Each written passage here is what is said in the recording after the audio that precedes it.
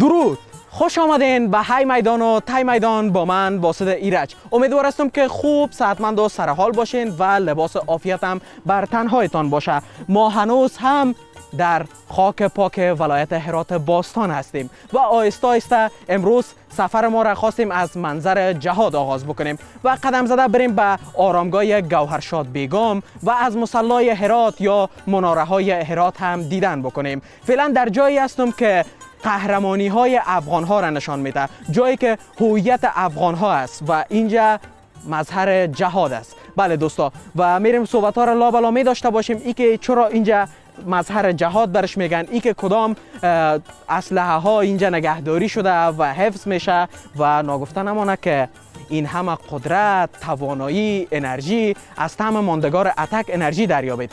انسان‌های قدرتمند قله‌های پیشرفت را پیمودند. با انرژی اتک قدرت واقعی را دریابید. انرژی اتک بنوشید و شاد باشید. انرژی اتک مشت پرقدرت.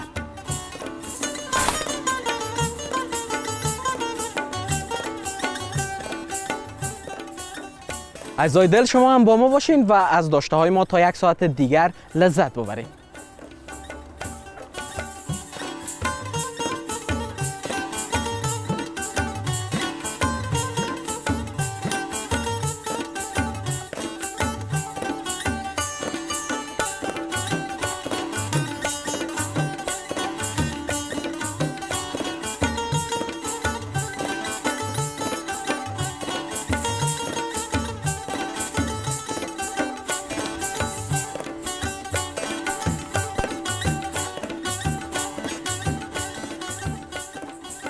ما هم چو اسلحه را در فیلم ها دیده بودم دوستا، ولی اولین بار است که از نزدیک میبینم. چی میگن؟ دشکه میگن، ماشیندار میگن، خب اسمش فراموشم شد. خیر اصلا بالا باز صحبت هم میداشته باشیم، اما جالب است.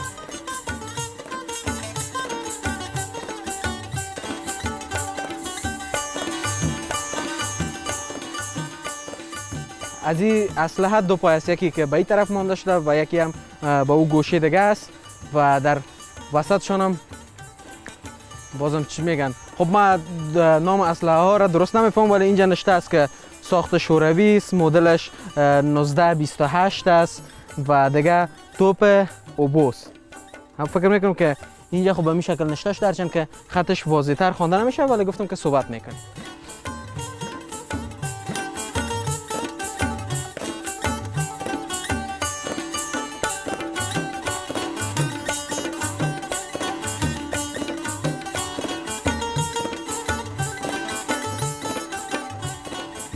خب داخل تعمیر هم میبینین که خیلی زیبا با کاشی های لاجوردی رنگین شده و پایینترها هم اسم شهدا درج شده و بالایش هم میبینین که خیلی زیبا با میناتوری خاص شعرها به خط نستعلیق هم بهش نوشته شده که نشته است شهیدان زینت دنیا و دینند و اینجا هم یک فضای متفاوت تر به خودش گرفته. همین بازم برش بگویم که سلاح ماشیندار هم شاید درش خطاب بکنن و جالب بر من این بود که این اسلحه در وسط و خود همین چهار اطراف از این با این گل واقعا دوستا که یک فضای فوق العاده زیبا را تشکیل داده. خب من بازم من زیاد پرحرفی نکنم، ولی در همچین جا که آدم میاد هرچی اگر بخوای کوتاه هم گپ بزنی ولی اینقدر صحبت ها زیاد میشه، اینقدر صحبت میباشه که باید هم صحبت بکنیم.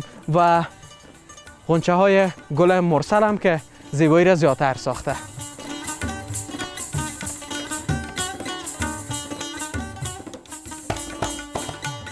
خب از ما فعلا در صحن موزیم منظر جهاد هستم و در کنار ما هم آقای صاحب محمد حسن قتالی است که بیشتر در رابطه به تاریخچه مظهر جهاد و همچنان در رابطه به اینکه چه نوع اسلحه ها اینجا نگهداری میشه با ایشان صحبت می داشته باشیم. ناگفته نمانه که ایشان مدیر موزیم مظهر جهاد هم هستند.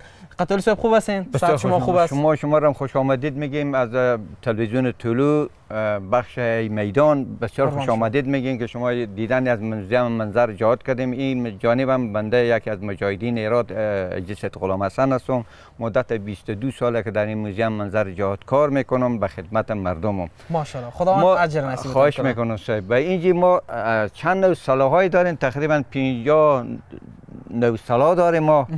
از سلاح زمان انگلیس ها تا ساخت خود افغانستان و این سلاح که پیش ما قرار داره ساخت خود افغانستان که ما و شما 90 سال پیش سلاح می ساختیم. فعلا حال ما نمیتونیم اون سلاح چون به جنگ تمام کردیم، ولی فعلا وقت خوبی شده که برادران مجاهد ما و شما قدرت در افغانستان به دست دارم. یک خواهش همینه که من کوچکتر از همه که یک وعدت یک پارچگی بیارم که تمام جنگ و جنجال از افغانستان ما و شما گم شه. یک روز فعلا امنیتی که فعلا ما شما داریم در همین افغانستان فعلا خوب امنیتی داریم نسبت به پارسال پیراسال خیلی وضعیت ما شما خوب شده. ابتدا بر ما در رابطه با خودم این تاریخچه مظهر جهاد بگو. بله. که چه وقت اینجا جور شد و این اسلحه هایی که اینجا است از کجا آورده شد؟ خب اینجا به کار از به 1381 شروع شد. مصارف از آقا سید عبدالوهاب قتالی از 160 میلیون پول شخصی خود مصرف کردم و فعلا هم مصارف به دوش سید عبدالوهاب. اینجا یک عاید معدودی داره صاحب. اول فصل زمستان شده این 5-6 ماه بعد از کیسه خود مصرف میکنم. و اینجا چند نوع سلاح داریم، سلاحی که از زمان جنگ افغان انگلیس هم ما داریم. سلاح توپا و تانگا که هست از خود دولت در زمان سابق که بود که با آقا پیشنهاد کردم که از این سلاح روسی بدین در این موزیم ما بیانیم به دید بزدید مردم قرار بدیم. بازی سلاح از ولایات دیگه هم آورده شده اینجا یا تمامش سلاحی است که در امی جنگی که در هرات بود به دست آمده و حفظ و نگهداری شده؟ همین سلاح کلا از خود هرات است، کلا سلاح هرات. و این سلاح توپای 82 85 بیم 1 عکایز کلا از هرات. بعضی سلاح خود خفیف کال داخل خونه میریم، بعضی سلاح مردم داوطلب جنگ که خلاص شد وقت روسا که خلاص شد مردم بعضی داوطلب آوردن به موزیم. درست. بعضی سلاح را ما بخریدیم. بیشتر سلاح بعد چند نوع تیاره ما داریم. یک تیاره جت داریم ما. درست. یک تیاره هلیکوپتر داریم، باربری، یک تیاره جنگی داریم ما، 3 نوع تیاره داریم، 5 نوع تانک داریم ما. بله. این تیاره ها چگونه آورده شد اینجا؟ تیاره ما از میدان شیندن آوردیم، ما خود ما آوردیم اینا بالا و بغلیا از اینا رو کردیم، به خود از اینا به بین یک کرند آوردیم. زمانی که اینا جابجا کردیم با همون انجینرها متخصصین بیامدن با پس اینا رو بسته‌بندی کردن. درست. بیاین خیلی بریم آهسته آهسته بریم از بعض جاها هم دیدن بکنیم. بفرمایید.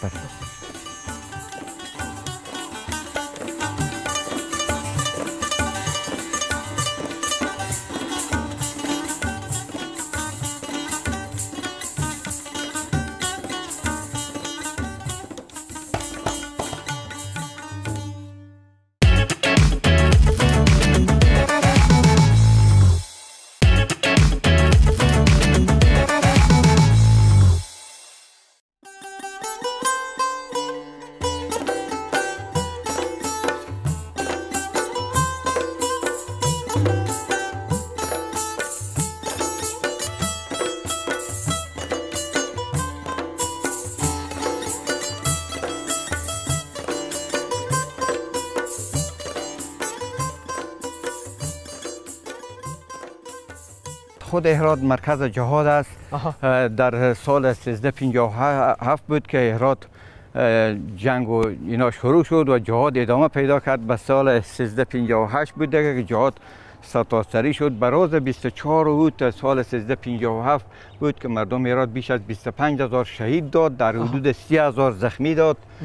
میشه که در رابطه با می صحبت بکنین همین وجود ماهیگک‌های سرخ که اینجا واقعا بسیار مقبول و زیبا ساخته، فکر میکنم که از هم دیگه خودتون مراقبت میکنین؟ اینا همیشه وقت از اینا مراقبت میکنین، چون برای از ذخیره آب است اینجا. اون قضیه 3 متر است که بعضی وقتا اگه ماشین خراب میشه از این آب برای نوالا و برای گلا استفاده میکنیم. خب بسیار خوب، بریم این طرفتر هم صحبت داشته باشیم. بفرمایید.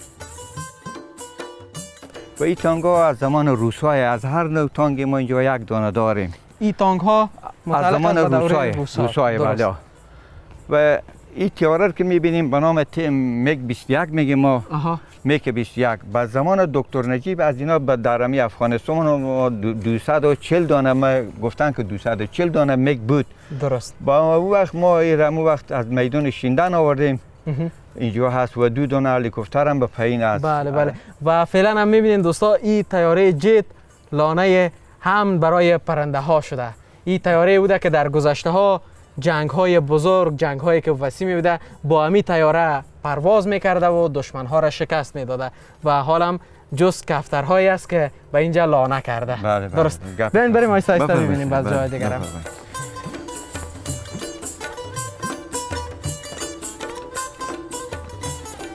ببینیم دوستا چقدر زیباسی. او تیاره به نام 50 پی پی میگیم. او تانگ باربی میگیم. تانگ تی 82 میگیم. او به نام 60 پی پی میگیم. او یکی پینتر به نام 70 پی پی میگیم. درست. از هر مدل یکی بله. یکی هست. از هر مدل یکی بله. خب اونجا یک موتر هم دیده میشه. او به نام بیمچل یاد میشه. بیمچل بله. درست. ما پیشتر یاد کردم گفتم مدامی اصطلاح اسلحه ها درست بلد نیستم. خب یک آدم تخصصی کار داره که هر کدامش جدا معرفی بکنه. خواهش میکنم. خب ما عمر ما بیشتر در وقت دوری جهاد به می سلا تیر شده، به می سلا بودیم. بله. دیگه هسته.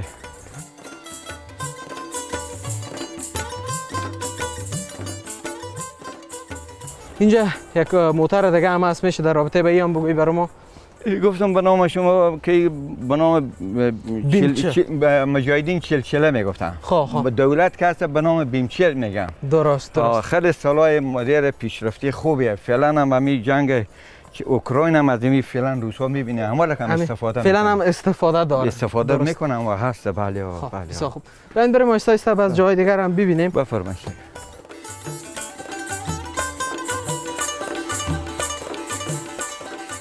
عزیزا فعلا هم امو موتر بیمچل که ازش یاد کردیم آمدیم کنارش.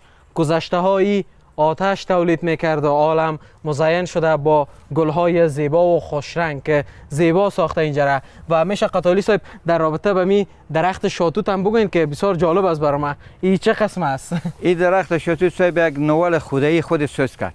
خود نوال خودی سوز کرد. وقتی که سوز کرد ما میر پیوند کردیم به شاتوت. پیوند شده باش که من نمیفهم که چطور دوستای ما درست میبینن به تصویر.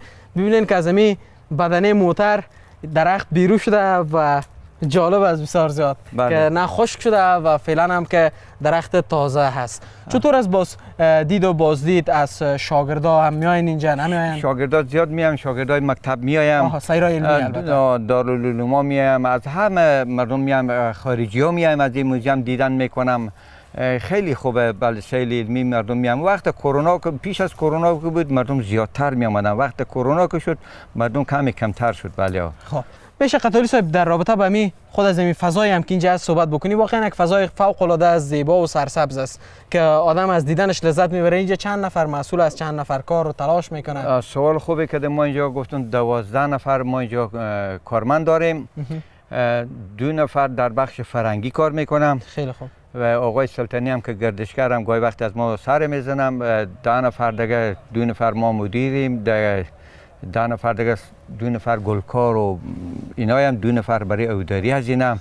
و 6 نفر هم اینجا شواندروزی پیره میکنن. بله. میکنن. به می شکل است اما با هم یک دست کنار هم تلاش میکنن تا از امی فضا خوبتری فضا را نگه بکنن و در خدمت مردم و کسایی که میان برای بازدید اینجا قرار بگیرن. خب ما پیشتر یاد کردم از امی اشعاری که اینجا کار شده و همین تعمیر کس. بیاین بریم نزدیکتر در کم صحبت داشته باشیم. باز بریم داخل صحبت‌های خودمانتر می داشته باشیم. سوال خوب بکنم. بفرمایید.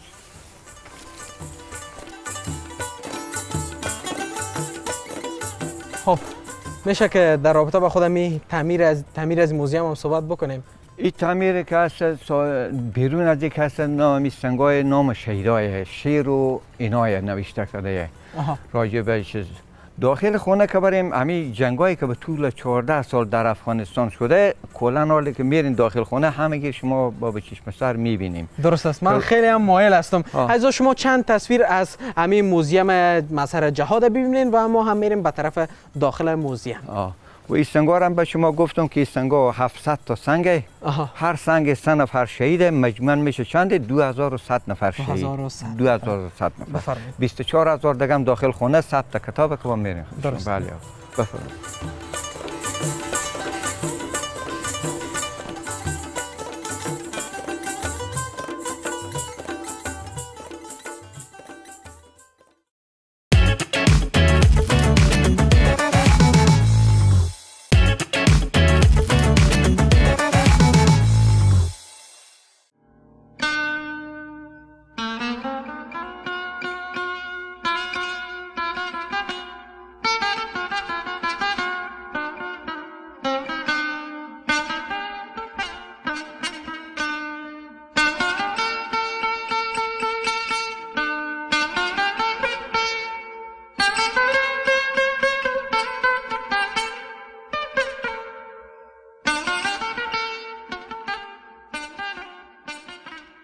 خب ما فعلا در داخل موزیم مظهر جهاد هستیم و از آقای صاحب میشنیم از اینکه در اینجا چند بخش است و در هر بخش چی ها نگهداری میشه و لابلا همین چند ویترینی هم که هست معلومات هم حاصل میکنیم. خب بسیار سوال خوبی کردیم. ما شما بخش‌های بیرونی دیدیم و فعلا آمدیم به بخش داخل موزیم. بخش داخل موزیم به 3 قسمت. یک قسمت برای سلاح خفیفی و سرگلوله‌های از هر نوع سرگلوله‌ای که در بیرو بود. بخش دومی که هست آثار جنگ 14 ساله که در طول 14 سال چی گذشت و بخش شما هم عکس‌های شهیدای صاحب. خب درست است. لابلا دیدن میکنیم. حال میشه از همین چند ویترین هم برای ما یاد بکنیم که این اسلحه ها مربوط به کدام دوره میشه و چند نوع اسلحه هست. اینا تفنگچه‌های از ساخت پاکستان، شوروی، این به نام انگلیس که هست ساخت چسبولیواکیا. چند نوع تفنگچه داریم در حدود 17 تا تفنگچه از هر کشور یک دونه هست. تفنگچه‌های قدیمیه. خیلی خوب. بریم به ویترین بعدی بریم. و این تفنگ‌ها به نام تفنگ نوگی میگیم. اولین سلاحی که نیکو و اجداد ما شما به جنگ از انگلیس ها گرفتم همین تفنگ‌های نوگی بود که در وقت دور جهاد بر علیه دولت وقت از این استفاده میشد و این تفنگ‌ها به مرور زمان آمد به افغانستان. درست. و این سلاح که هست روبرو ما شما بریم ببینیم از نزدیکتر. ساخت خود افغانستانه. اینا ساخت خود افغانستان است. درسته؟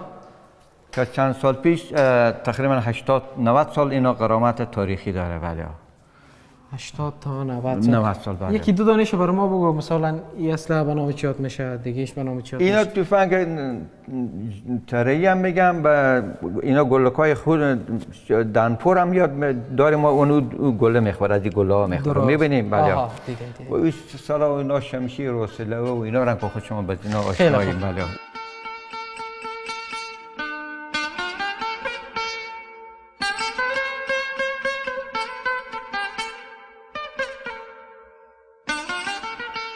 این بطوریم به نام تفنگ‌های 303 بور هم میگیم 6 تیر بالا زنم و اینا رو به جنگ دوم از انگلیس ها گرفتن. در وقت دوره جهاد بر علیه دولت وقت از این سلاح استفاده بشه. سلاح مسیر خوبیه. بله خیلی خوب. جالب است. فضا اینجا فضای خیلی هم متفاوت تر است. بریم اونجا چند نوع اسلحه دیگه هم به چشم خورد چون اینجا زیاد از دوستا بیشتر اسلحه ها به یک شکل است دیگه زیادتر چون فرصت ما هم کم است میریم از اونها هم دیدن میکنیم. بسیار بفرمایید.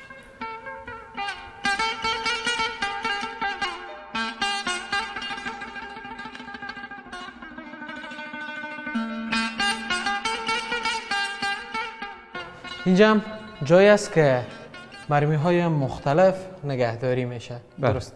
و اینا چند مرمی به نام مرمی داشکه میگیم، زیگویک میگیم، زیو میگیم، پنج تیر، کلیشینکوف، کلکوخ. همین فعلا همین سلاحی که فعلا ما داریم اینا مرمی همین سلاحه. درست. با دید بازدید مردم قرار دادیم. خیلی خوب. این سر ویترین بعدی هم صحبت بکنیم. خوب.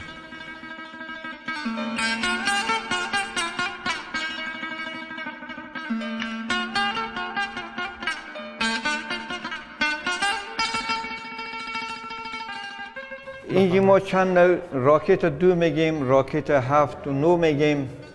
آوانای چیلکی ساخت چینه که چین کمک میکرد در وقت دوره جهاد بر علیه روسا. چین کمک میکرد. آوانای چیلکی اکوایز ساخت روسه، 40 تکه ساخت روسه، 100 تکه ساخت روسه. ماشیندار دی پی میگیم ساخت روسه. درست. ماشیندار برنو هم میگیم ساخت ایرانه. بله اینا سلاح او دوریه. بله خیلی خوب. ببین در رابطه با می ویترینایی که لباس های محلی افغانستان هم هست بله. صحبت بکنیم. واقعا خیلی زیباست. بله.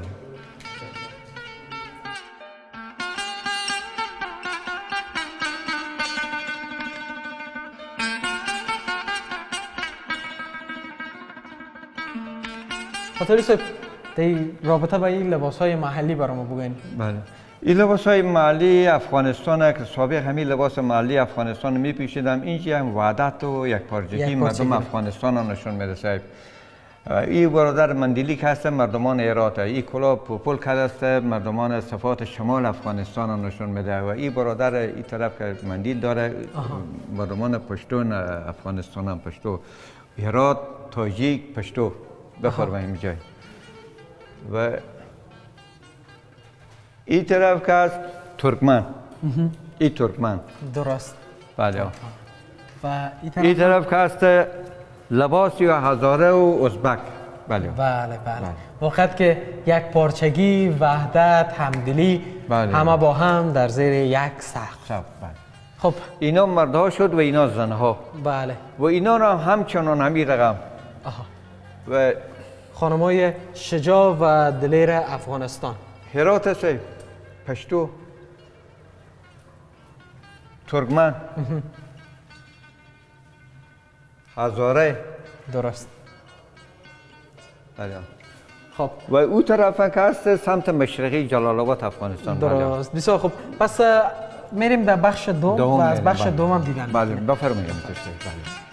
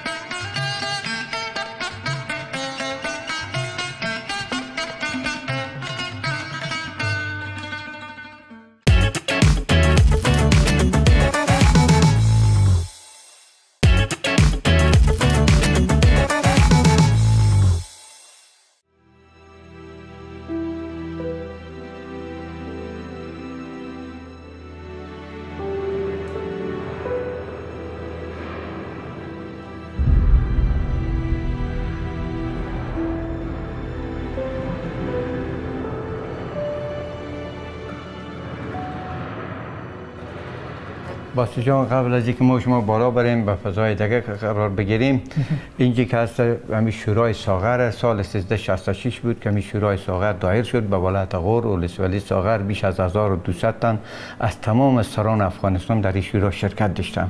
چون اینجا جا خود بود 50 نفر کار شده به نام شورای ساغر نامگذاری شده. بله. شورای ساغر. درست. حالا بریم بالاتر. بفرمایید.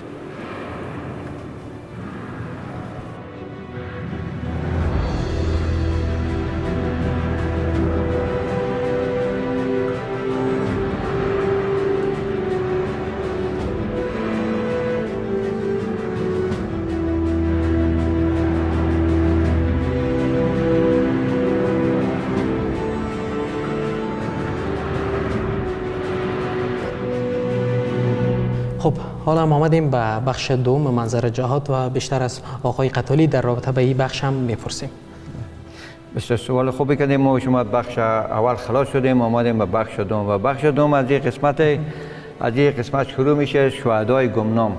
شهدای گمنام. بله. اینجا در وقت سابق به وقت از رژیم سابق جوانای روشنفکر، تحصیل کرده ها، استادای آدمای روشنفکر می گرفتن به خط و زون می بردن در هفته یک شو می آوردن به کشتارگاه. اینجا چیشا مردم پلیستر می زدن، لودر می کردن، مردم زنده به گور می کردن.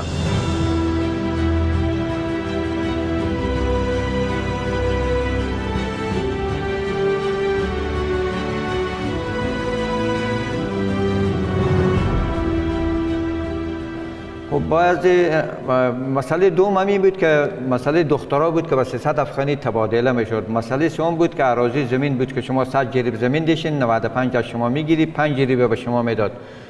باعث ازی شد که مردم قیام کنم. قیام 24 روز تیرات به پیش رو ما شما قرار داره و سال 1357 بود که مردم ایران زن و مرد به زی قیام شرکت کردم، جوان، پیر، مرد، زنها، عموما مردم به زی قیام شرکت کردم. سلاح اینا بیل و کلنگ و چوب بود. در روز قیام 24 روز و 2 روز مردم ایران بیش از 25,000 شهید داد، در حدود 30,000 زخمی داد. به روز سوم هرات فتح شد. به روز سوم فتح شد. به روز چهارم از دولت مرکزی کابل بود که از قندهار تانگا آمدن، بیرقا سبز زده بودن، گفتم ما با کمک مردم هرات آماده میشی. فریب خودم نقطه های کلیدی گرفتم و بعد از گفتم دیگه جنگ فایده نداره چون تلفات هرات زیاد شده که بعد هر کس رفت با سر خانه خود جا خود. او در حدود 5-6 هزار نفر هم بندی شد، بگرفتن. مردم داخل مسجد بارانی بود، هوا بارانی بود، مردم به داخل مسجد جامع رفتن، با خونه ها خونه میدونستن برای از داخل مسجد جامع مردم بگیرف بابا.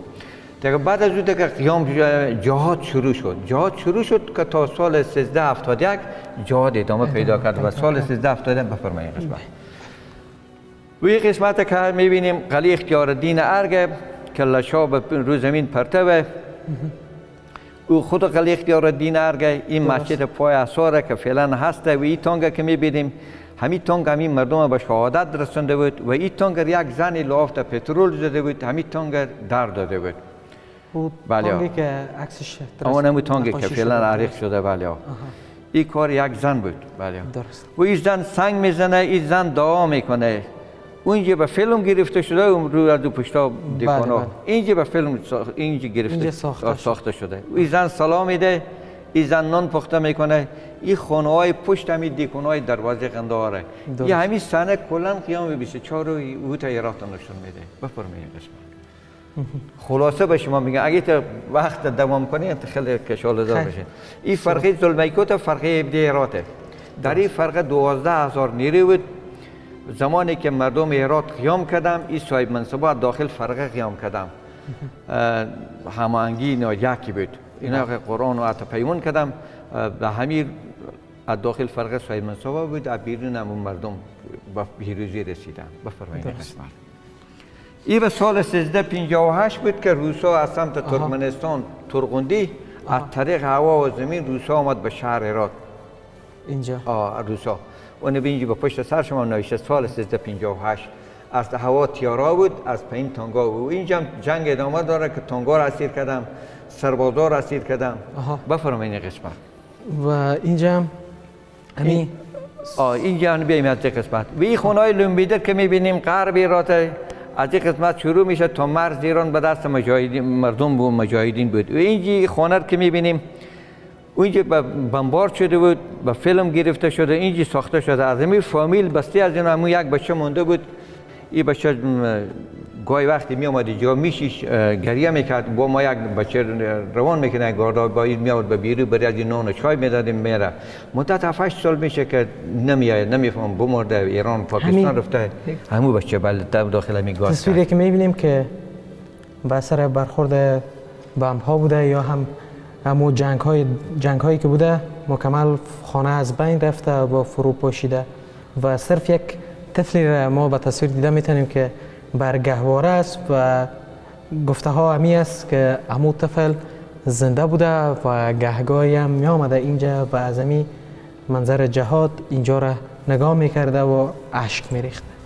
اونجا به فیلم تیارا بمبارد کرده خانه واقعی نه، اونجا به فیلم گرفته شده، اینجا ساخته شده. اینجا ساخته شده. اونجا قسمت روبرو ما شما کس از زنها و مردا جمع هم تیارا بمبارد میکنه. زمانی که جنگا شدت پیدا میکنه مردم مهاجر میشن میرم طرف ایران پاکستان. بیرون شدن مردم از شهر هرات که میرم به خارج. اون روبرو ما شما بیرون از کشور. بله بیرون از کشور. و این تانگار که میبینین زمانی که روسا در افغانستان به شکست مواجه میشم حیرتان مزار که میرم. آمدن ترکمنستان بیرون شدن حیرتان مزار. حیرتان مزار. بفرمایید. این قسمت اینجا بله. این ولسوالی زندجان است. بزرگترین جنگی که ما در ولایت هرات داشتیم به سال 1370 بود. جنگ زندجان شروع شد، از هوا و زمین جنگ زندجان شروع شد و این قرارگاه دولت بود که به اطراف زندجان جابجا میبینیم. 10 ماه و 7 روز جنگ زندجان ادامه پیدا کرد. 10 ماه و 7 روز مردم با مجاهدین جمعاً با اتفاق یکدیگر دولت شکست دادن. بعد از 10 ماه و 7 روز دولت شکست خورد. با همین امکاناتی که مجاهدین از دولت گرفتن، با همین امکانات آمدن طرف هرات که با هرات آزاد شد. بفرمایید اینجا. خب و ما شما از این قسمت شروع کردیم که دور خوردیم. بله یک چرخی دور خوردیم. بله. به سال 1357 بود که شروع کردیم. به سال 1371 بود، ساعت 6 تا شام بود. بعد از 14 سال مردم با مجاهدین داخل شد به شهر هرات. او پارچه سبز که میبینیم قرآن شریفه. این جزیر قرآن قسم خوردم که زمانی که داخل شدم به شهر هرات بدون جنگ و بدون خونریزی که یک نفر زخمی شه و تلف شه، هرات بعد از 14 سال تصرف شد مجاهدین. تصرف شدن و کار اینجی نقاشی ها دیوالار که میبینیم استادای هرات بودن، کلا استادای هرات بودن، استادای پانتون هرات بودن. آقای رحمانی بود، آقای دیگروال سروری بود، برادرها 16 نفر استاد بودن. دیوالا مدت 2.5 سال شد، موقع تو خانه 1.5 سال شد. از ساعت 2 می آمدن تا 8 شب کار میکردم. کار از 1381 شروع شد. مصارف از آقا سید عبدالوهاب که 160 میلیون افغانی، 160 میلیون پول شخصی خود مصرف کردم. بندم یک از مجاهدین هراتم که مدت 22 ساله که در اینجا به خدمت مردمم، چه خارجی چه داخلی. بخیر باشم جناب آقا صاحب. من دوستا زمانی که تصویر اینجا رو دیدم واقعا که نمیتونم خودم بیشتر زیاد صحبت بکنم. واقعا که تصویرهای خیلی هم دلخراشی بود از جنگ هایی که طی سالیان در ولایت هرات صورت گرفته بود و هر کدامش دیدن هر تصویر، دیدن هر کدامش آدم یک حس کاملا متفاوت می داشته باشه که من امیال خودم هم نمیتونم بیان بکنم. اما حسی که دارم اگر دوستایم که سر زدن به ولایت هرات و آمدن از این مظهر جهاد دیدن کردن، شاید هم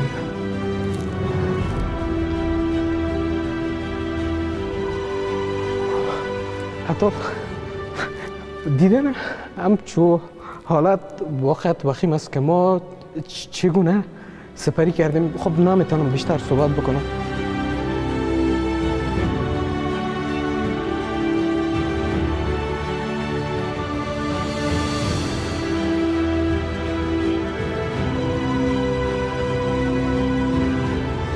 بازم ما شما تشکر میکنیم که آمدیم از موزیم منظر جهاد دیدن کردیم.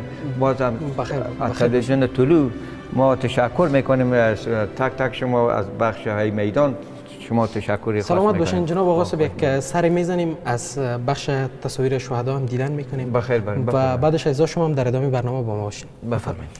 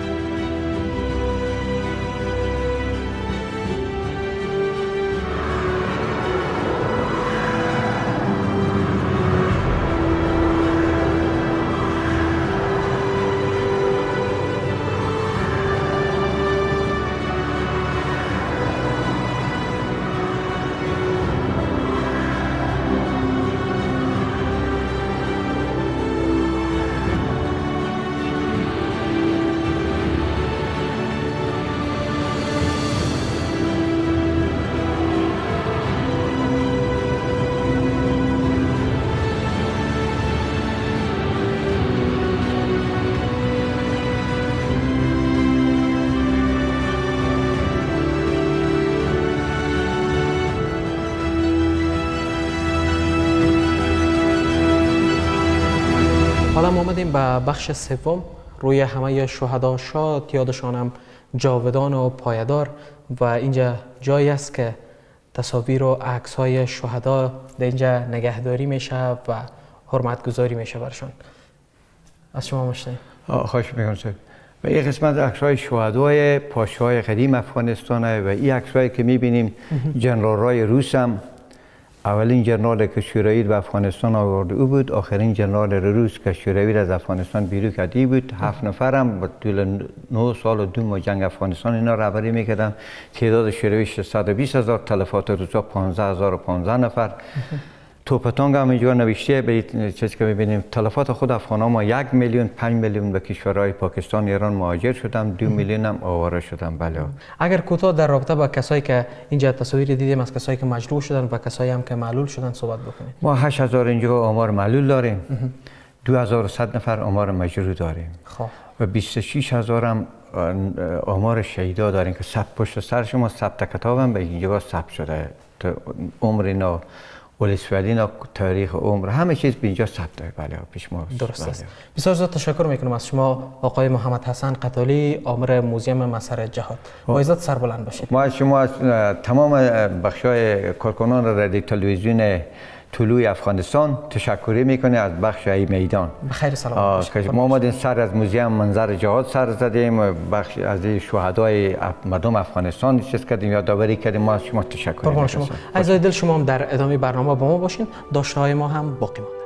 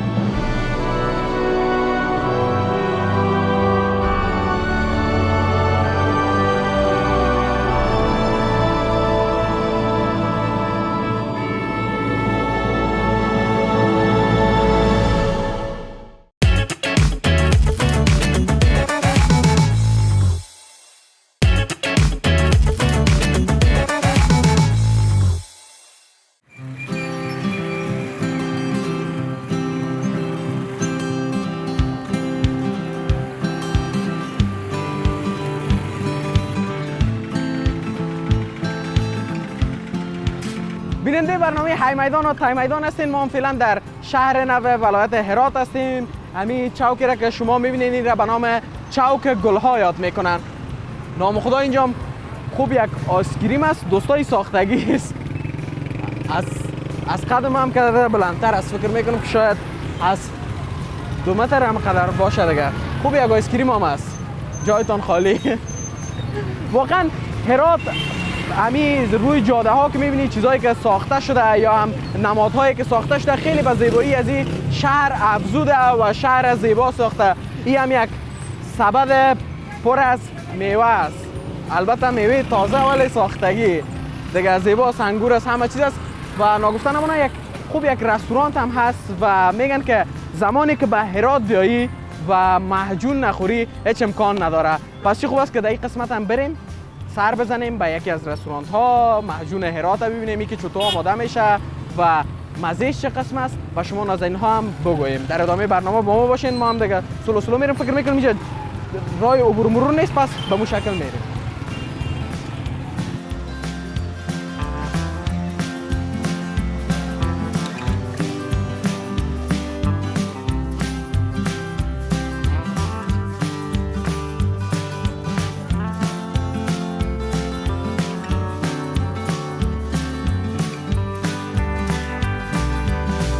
های میدان تای میدان آمدیم به یکی از رستوران ها در مرکز شهر نو هرات و همیشه وقت به دوستا میفهمند که وقتی که از هرات یاد میکنیم باز میگن به هرات که رفتی و معجون هرات نخوردی هیچ امکان نداره دیگه. آیسای وحید هم در کنار ما است. آیسای خوب است ان شاء الله. شما خوب بخیر سلامت باشین.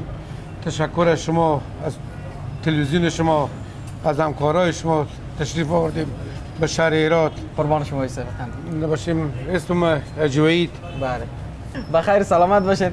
آیسا بیاین برای ما بگین اول همی که معجون چی است، چه قسم آماده میشه، باز نام خدا سر سفره خود زیاد صحبت میکنیم. بله ما که تقریبا به حدود 50 نوع میوه بزو میکس میشه چون معجون یک چیزی مقوی یک چیز قوی که ما درست میکنیم چون از پستا و خرما و بادام و کشمیش و از همه میوه‌ای که اصلا مورد درست میکنه یک چیزی بسیار قوی و نام از اون مانده معجون. خودت دیگه این مسئولیت جور کردن جوس و اینا مربوط خودت میشه؟ بله مدت 29 سال میشه ما کارمندیم. خاص کار ما آب میوه. بسیار خوب. آیسا خودت چقدر دیر میشه که کار میکنی؟ ما تقریبا 37 سال میشه. 37 سال میشه که همین شغل ما همین آب میوه فروشی و ما تقریبا 4 شعبه داریم. همین 4 شعبه ما در هرات هست که ما است به حدود 170 تا ما کارمند داریم. دیگه ما به هرات میخوایم که ما کم از کشورهای خارجی نباشیم، ما بتونیم همون ابتکاری که داریم به خرج بدیم. چون همین آب میوه‌ای که ما درست میکنیم، همین هر کس که شما ببینیم که اگه جا دیگه هم آب میوه فروشی کار کرده، از پیش ما رفته شاگرد، ما تربیت کردیم، او رفته به یک جا دیگه کار کرده، یک مغازه دیگه، دکان دیگه درست میکنه. خب بسیار خوب. استاد خیلی خودت بگی برای ما یک محجون آماده بکو، طریقش هم برای ما بگو و ما وایسای باز لابلا صحبت هم می داشته باشیم. چشم. مجموع که هست اول یک کم ذره شیر که هست، یک شیر و شیر مکمل از این میشه انداخته میشه. درست.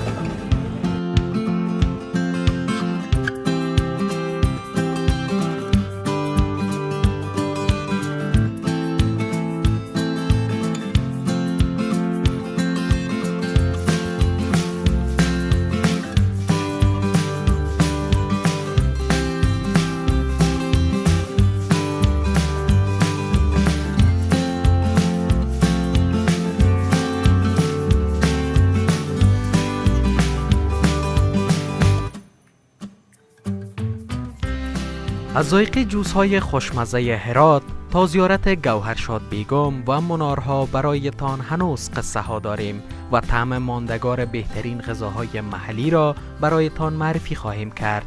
در ادامه برنامه فردا شب ساعت 9 باز هم های میدان و تای میدان میزبان خانه های شما عزیزان است. فردا شب منتظر باشید، هنوز برنامه ادامه دارد.